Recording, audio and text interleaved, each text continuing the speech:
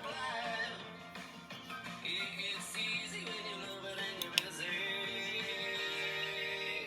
Living that shop life. Alright. Hello, welcome to Shop Talk with Bob. This is the final episode in our series of grinding.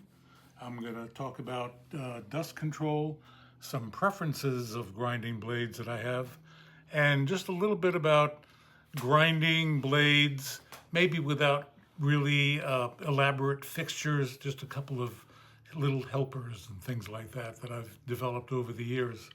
First of all, I'd like to talk about some preferences that I have. I have three preferences when it comes to grinding knife blades. And this applies not only to folders, but also to fixed blades.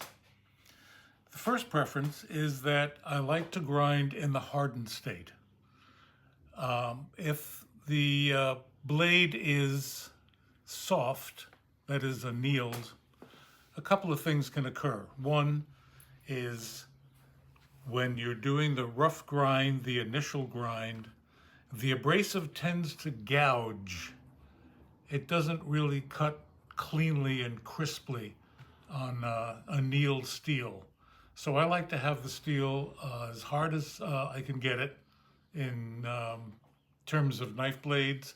Generally, at least 58, usually 58 to 60, around 59 is my absolute preference. The second thing that occurs when you grind in the hardened state is that you avoid the possibility of warpage once the blade is ground and then heat treated. If it's heat treated after it's been ground, whether rough grind or you've actually finished most of it, there's always the possibility that you haven't ground 100% equally on both sides. If you don't, heating in the oven, taking it out, quenching it, can warp the blade in one direction or another. So I've always found that grinding in the hardened state gives a crisper, cleaner, easier to clean up type of cut on the bevels, and also prevents a lot of warpage. So that's preference number one, is that I grind in the hardened state.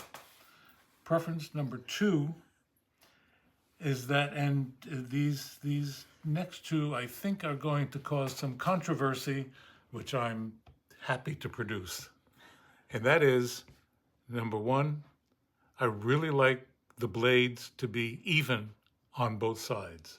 I've always said to the people that I've trained and shown how to make knives here in the shop, it doesn't matter what the grind looks like, just so long as it's the same on both sides. Now this goes contrary to some popular designs and popular knives which are out there using chisel grinds or one-side grinds. That's their preference. This is my preference. If you're going to make a knife blade in my shop, you're going to make it equal on both sides. Says the Godfather. Other than that, I have no strong feelings on the subject. And my third preference, and once again, this is going to cause some controversy, I think, is that I really don't like to show grinding scratches on the blade. If it's a finished knife, it should look finished. It shouldn't have grinding scratches on it. Now, when I say scratches, I'm not talking about the longitudinal scratches that are put in by hand rubbing. Those I think are very decorative, very nice, and add a certain panache to the blade itself. But when it comes to the bevels, I really don't like to see any leftover scratches from heavy-duty grinding. In my shop, we get rid of them.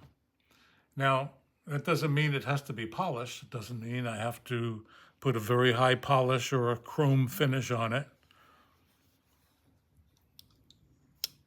It can be bead blasted. It can be tumbled. This is Magna Cut, and I really like to finish the Magna Cut with a matte bevel on the swedge and on the main bevel, and hand rubbed on the flats. So those are my three preferences. I grind in the hardened state, blade is symmetrical on both sides, and no visible grinding scratches. Okay.